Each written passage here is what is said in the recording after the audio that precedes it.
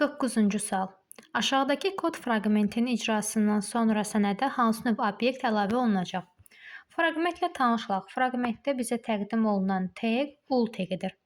Ul tagi isə bizə nişanlı siyahını göstərir. Nömrələnmiş siyahıda isə bu tag all tagidir.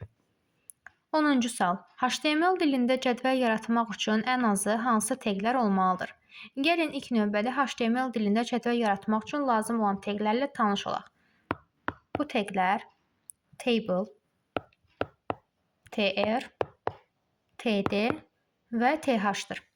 Bizə burada lazım olan ən əsas taglər isə tr və td-dir.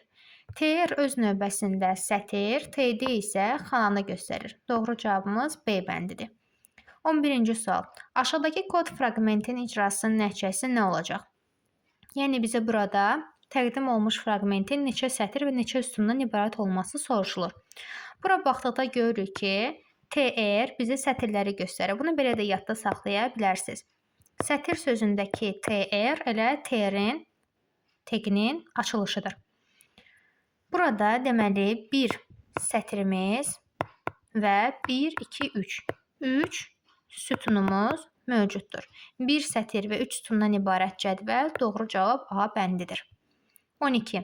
Web səhifələri görüntü yerləşdirmək adətən hansı formatlı qrafik fayllardan istifadə edilir? Burada doğru cavabımız GIF, JPEG və PNG olan variant C-dir.